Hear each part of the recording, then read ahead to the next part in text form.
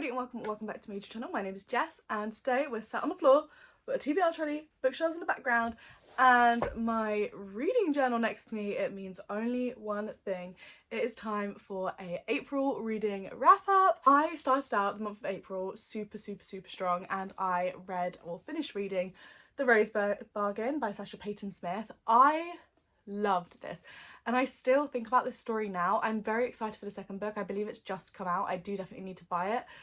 My one kind of thing about buying the second book is that I obviously had the first book in paperback and I don't know if I want to have like a paperback and a hardback together. I'd rather just have two hardbacks or two paperbacks. This book is very much kind of like a Regency. It's kind of if Bridgerton had a baby with The Cruel Prince, but instead of like just trials, these are trials to try and marry the Fae Queen's son. I really enjoyed going into this not knowing too much. I don't think I expected much from this, and in some ways I enjoyed it so much more because of that.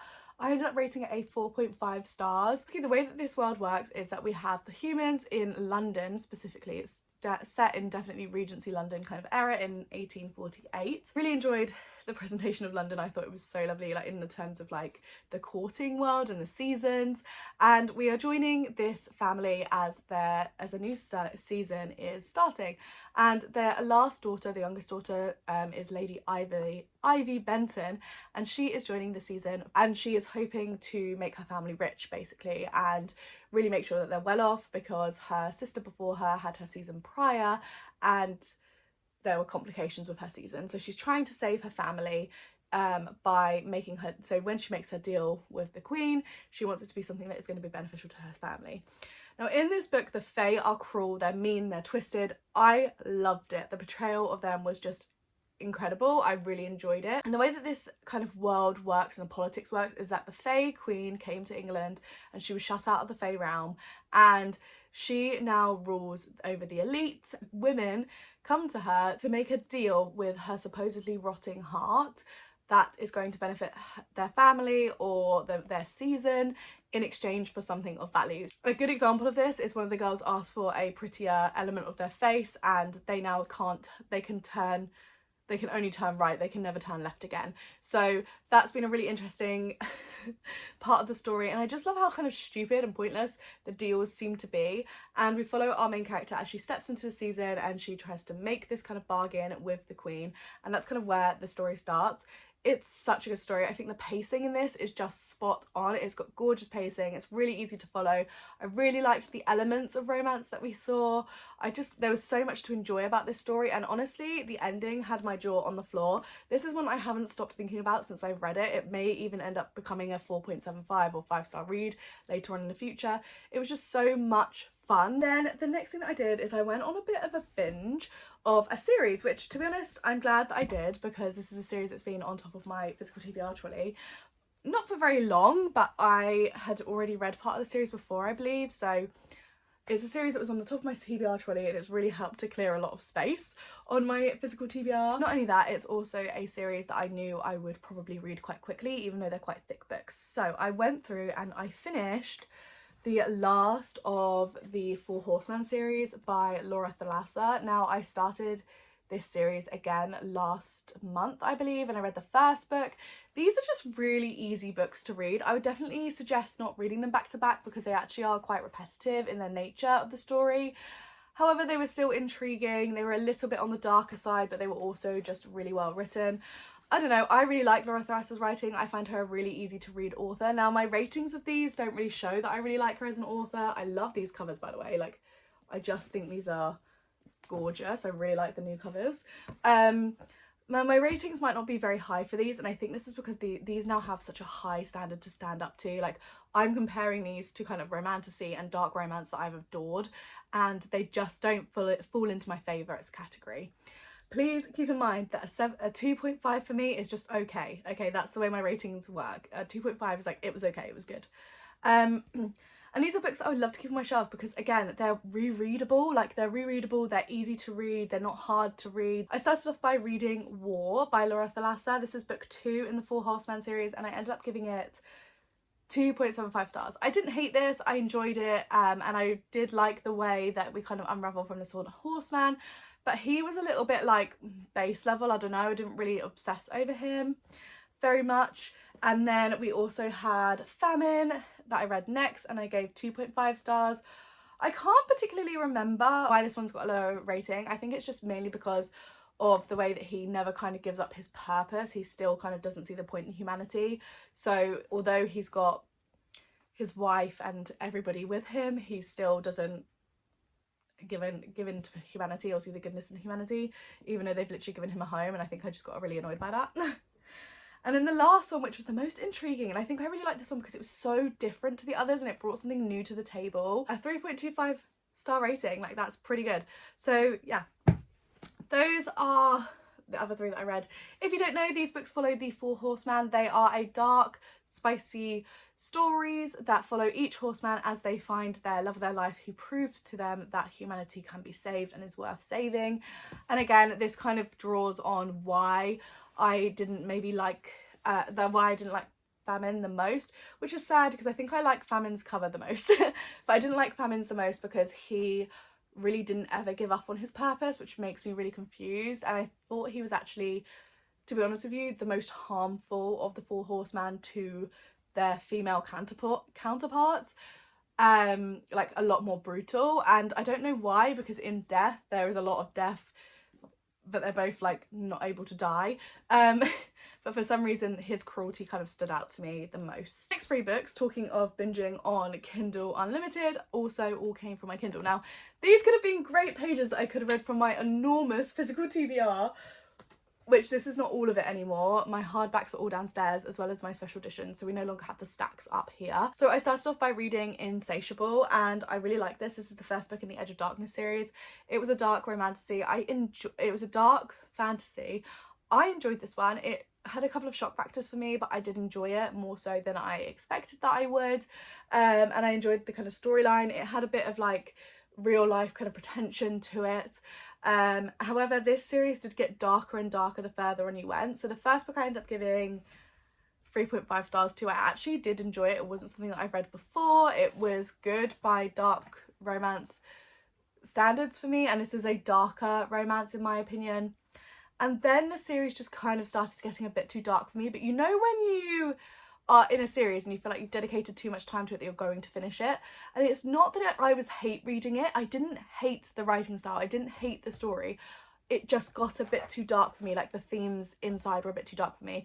And like I say, retrospectively, I'm not the person really to come to for dark romance recommendations because I am not into super dark tropes. So I think if you're someone like me who kind of likes a middle ground, you like something a little bit dark but you don't like to go too far in the deep side, this series may also be a bit too far for you. But I can't speak for the girlies who love a dark romance, because this gives you exactly what it says. It's a dark romance. It has a phenomenal plot. I think the romance is really lovely. I think the amount of like growth these characters go on and the storyline of these characters is good. I just don't think, I think it got just a bit too dark for me. The themes got a bit too dark, and that's just reflectively as a reader, that's not something that I love. So I ended up giving the second book, Voracious, 2.5 stars, and Restitution 2 stars. Then I read a book that I was so excited for. This was my April Fairy Leap book. This is Starside by Alex Aster, and I must say, although I love the dust jacket art, the thing that stands out to me is this naked hardcover. Can we talk some more about how absolutely stunning this is? I really love this, and I do speak about this in a reading vlog that you guys will see in a while.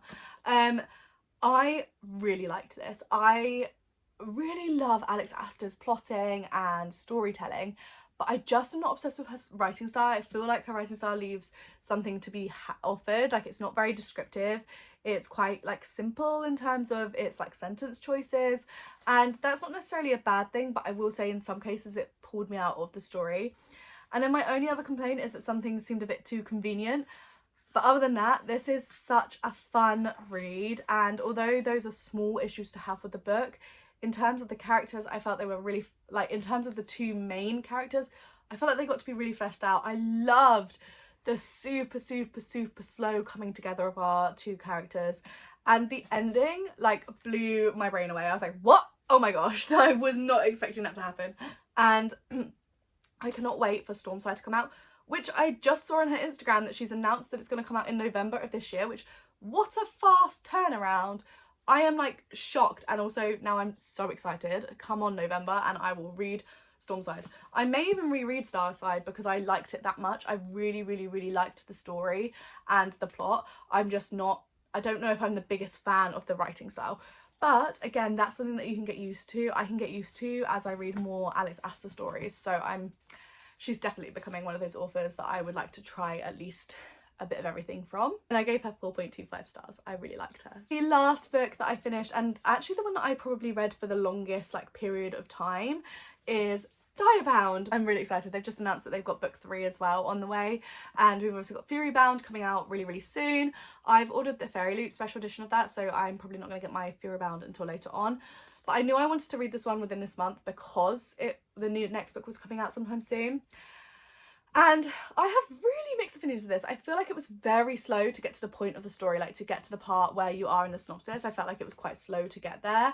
And the trials were trials, but the actual steps in between the trials were really long, and then the trials were quite short in and of themselves, like they would happen in one chapter, which I felt was really interesting, and maybe I wasn't expecting that, because when I thought of trials, I thought the trials would be the majority of the book.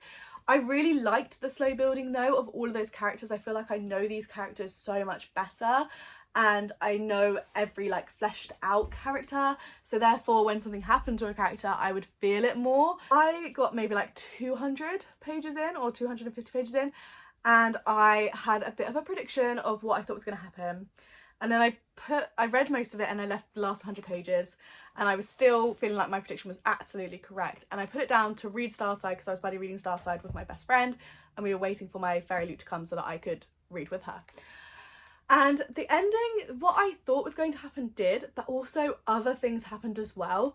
But I just remember somewhere in this middle chunk, like here, it just felt way too long and a bit too slow. Long story short, I ended up giving this 3.75 stars. I feel like I couldn't fairly give it 4 stars because I really did struggle in that kind of middle chunk of the book where it just felt like everything was going a bit too slow and I was ready for it to change. It just wouldn't change. It was just going very, very slowly. And we follow our female main character is basically trying to find her sister, and she ends up enrolling in the army to be able to find her sister, and she ends up bonding to a direwolf, and we kind of find out what a direwolf is, how those bonds work alongside our female main character. So I feel like she's learning about the whole world as we're learning about it, which is helpful, but also can feel a little bit like really slow moving and a little bit info dumpy at times. But all in all, I really like the story and I'm very excited to read Furybound. I think Furybound has the potential to be a 5-star read. And I feel like that about quite a few books that I've read this year, like first books in series, that the second book could really elevate my ratings because all of the all of the world building and things are already in place, ready for us. So the next book is more action-packed, I guess. If you're after some statistics, interestingly enough, I have totaled all of the pages again for this month, and I have read 4,511 pages this month alone, which is insane. And I think last month I read over 5,000 pages. So all of that page count is insane, and I can't quite believe that I read that many pages. These are all of the books that I read in the month of April. I feel like I did such a good job at reading all of these books. Let me know in the comments below if you've read any of these books and what your thoughts and feelings were. Thank you guys so much for watching this video. I really hope you guys enjoyed. If you did, please leave a like and subscribe to the channel if you're new around here. Let's see more videos from me, and I'll catch you guys all in my next one. Bye!